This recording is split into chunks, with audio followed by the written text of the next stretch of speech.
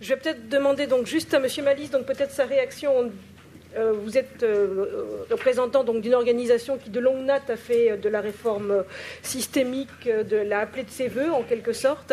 Est-ce que l'architecture qui vous est proposée ici tente à vous séduire? Est-ce qu'elle vous intéresse? Est-ce qu'il y a des points sur lesquels vous seriez tenté de vous montrer vigilant et ensuite, effectivement, quels seraient pour vous les principes, les premiers principes donc, à déployer pour aboutir à cette convergence?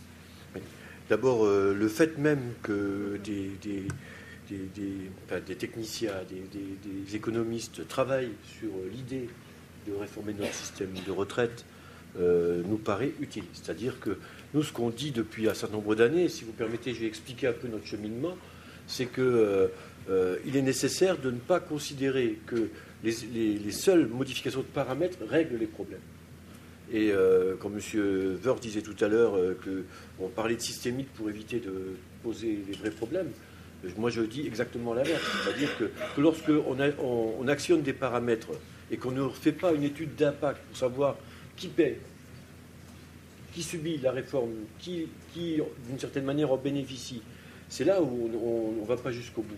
Et l'idée de considérer qu'il faut regarder le cœur du système, puis l'architecture du système, c'est pour répondre à cette question-là. C'est-à-dire, quels sont finalement les mécanismes qui, en même temps qu'on demande des efforts, corrigent aussi les injustices. S'il n'y a pas de réforme nécessaire, peut-être que le système peut aller à volo. Plus on estime que le système est contraint, plus on demande des efforts, plus on doit vérifier que le système est juste et qu'il est équitable. Or, la plupart des réformes qui ont été faites depuis 1993 ont abouti finalement à faire peser l'effort principalement sur les salariés les plus modestes, et en particulier avec les logiques d'âge. Donc, le fait d'aller sur finalement ce redéploiement du système des retraites, la première chose, c'est ça. La deuxième chose, c'est que les parcours soient effectivement de plus en plus diversifiés. Notre système de retraite a été construit après la guerre sur un modèle social et un modèle professionnel qui n'existe. Il a longtemps existé, le système a globalement atteint ses objectifs, mais aujourd'hui, ces carrières et ces parcours de vie existent de moins en moins. Et notre système, lui, est resté collé sur des perspectives de carrière linéaires, masculines. Un tas de mécanismes dans notre système continuent à considérer que finalement c'est l'homme qui est l'élément structurant du couple. Ce qui est de moins en moins vrai. D'ailleurs, les couples eux-mêmes sont de plus en plus un peu aléatoires. Et puis les carrières professionnelles. Et dans notre organisation, où on a ressenti vraiment vite l'utilité de rapprocher les régimes, c'est la question des polypensionnés. On a aujourd'hui 42% des personnes, enfin plus de 40% des personnes qui liquident leur retraite, qui ont cotisé dans plusieurs régimes. Et vous avez là, alors on nous explique que globalement, finalement, il y a des gagnants, il y a des perdants. C'est pas juste qu'il y ait des gagnants et c'est pas juste qu'il y ait des perdants. Les mobilités ne doivent pas être sanctionnées. Elles ne doivent pas non plus forcément aboutir à donner des plus. Si on a des carrières pour nous, des carrières égales doivent générer des droits égaux. Or aujourd'hui, on sait qu'il y a des effets comme ça, de ce type-là. Ensuite, la deuxième chose qui nous paraît évidente, donc les efforts. Deuxièmement, la question de cette harmonisation qui nous paraît nécessaire. La troisièmement, c'est la question du financement. Et là, je pense que l'architecture qui est proposée, une pré-architecture, me paraît extrêmement intéressante parce que nous considérons qu'il faut bien séparer ce qui est du contributif. Un système de retraite, pour être efficace, doit être contributif. Lorsqu'on paye une cotisation, on doit s'attendre à une prestation. On ne verse pas de l'argent dans un fonds. Et donc, il faut que cette contribution soit visible. Et donc, un système par poids permet cette visibilité beaucoup plus qu'un système par annuité, qui permet d'avoir une vision à peu près de son niveau de retraite que quelques années avant le départ.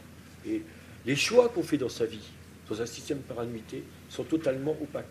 Je m'arrête une année, ça a été dit tout à l'heure, quelles conséquences pour mon système? J'en sais rien.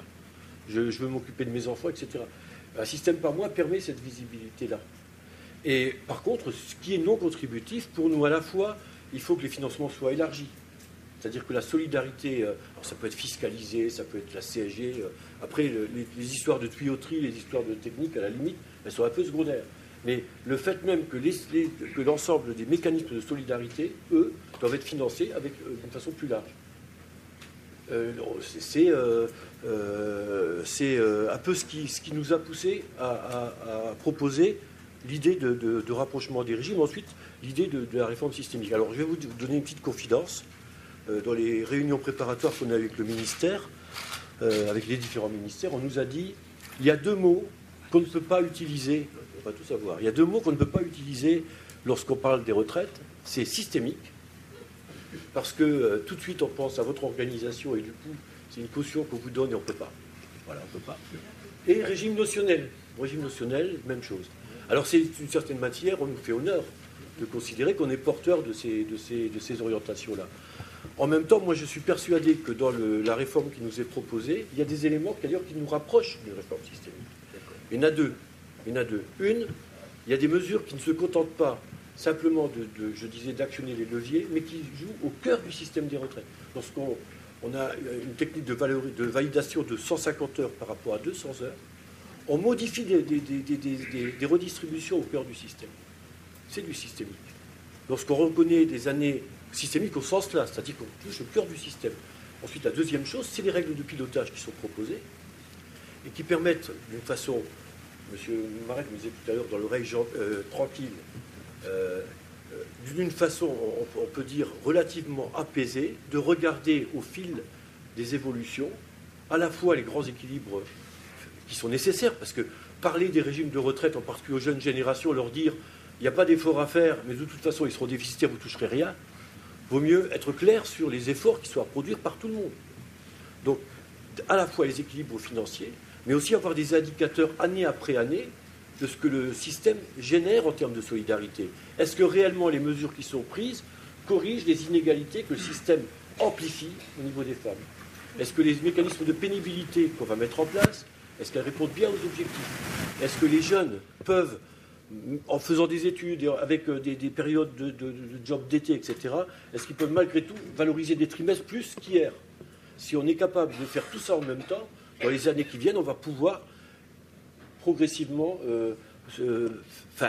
aller vers une réforme, entre guillemets, systémique, ou comme vous voulez. Moi, je ne suis absolument pas attaché, je n'ai pas la religiosité des mots. Ce qui compte, c'est ce que ça produit comme droit pour notre système solidaire et pour les salariés. Alors, 2 petites questions. Si on reprend par exemple le découplage entre non contributif et contributif, est-ce que par exemple en tant qu'organisation qui participe à la gestion du régime Agirc-Arrco, confier donc à un FSV élargi la gestion des droits non contributifs de l'Agirc-Arrco, est-ce que vous y êtes par exemple favorable? Autre petite question, en termes de bascule, basculer les régimes de la fonction publique dans un régime contributif, ou dans un régime, disons, en points, admettons. Est-ce que vous êtes favorable plutôt à une cristallisation des droits ou à c'est-à-dire en fait à une sorte de liquidation des retraites fictives, ou est-ce que, au contraire, on recalcule Alors, d'abord, moi j'ai une position un tout petit peu particulière, comme mon ami Eric, c'est que nous on représente une organisation syndicale. On n'est pas des experts, on n'a pas, disons que moi je suis porte-parole d'une organisation, et ce que je dis, c'est ce que mon organisation a décidé collectivement. Et lorsque je parle de rapprochement des régimes, nos camarades fonctionnaires pensent qu'ils ont intérêt à raisonner en termes dynamiques plutôt que seulement défensifs. Donc, il y a des choses sur lesquelles je ne peux pas vous répondre exactement. Par contre, tout simplement parce que je ne considère pas avoir le droit de faire basculer mon organisation sur un positionnement qui n'a pas été débattu avec mes équipes. Ceci dit, dans les régimes complémentaires, on avance, on a déjà progressé sur le rapprochement des règles et sur le fait que ces règles ne sont pas tout à fait définies par les régimes complémentaires. On est passé pour les avantages familiaux, par exemple, qui représentent énormément de dépenses dans les régimes complémentaires, dans les régimes de retraite.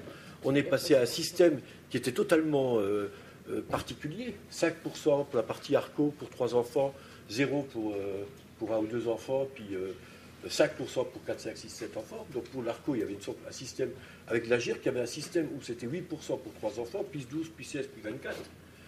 Mais par contre, il n'y avait pas de droit à l'AGIR que pour les enfants à charge, il y en avait à l'ARCO. Bon, on a totalement harmonisé les deux et on s'est très largement inspiré du régime général en fait. Donc d'une certaine manière, de la mesure où les règles sont définies dans un régime et que ces règles sont définies, le délégué demain, si ces règles sont considérées comme justes et stables, ça ne poserait pas un souci majeur, me semble-t-il. Deuxième chose, c'est sur la... Alors, l'étude la plus... Enfin, vous avez fait un travail de prospection avec Antoine enfin, vous avez fait M. Rabaté, je crois. Enfin, M. Blanchet, oui. Pardon, oui. Blanchet. M. Blanchet, pardon, M. Blanchet. Vous avez fait un travail remarquable de prospectif. Il croise beaucoup les travaux qui avaient été faits en janvier 2010 par le rapport du corps, où il y avait des études d'impact et il y avait les différentes hypothèses. Alors, cristallisation, je ne peux absolument pas répondre. Ce que je sais, c'est que ces travaux-là sont utiles et que, à mon sens, et au sens de notre organisation, on peut résister, on peut considérer que tout ça... mais moi, je pense que c'est aller dans le sens de l'histoire et que plutôt que de subir, en tant qu'organisation syndicale, on a plutôt intérêt à d'abord se poser les vraies questions et puis de contribuer à trouver les réponses, sans prétendre avoir toutes les réponses. C'est pas ce que la CFDT... En tout cas, on ne prétend pas du tout avoir toutes ces réponses, mais on essaye d'être dans ce débat-là et pas dans un simple débat de résistance. Je vous remercie beaucoup, M. Balis. J'ai tenu le timing.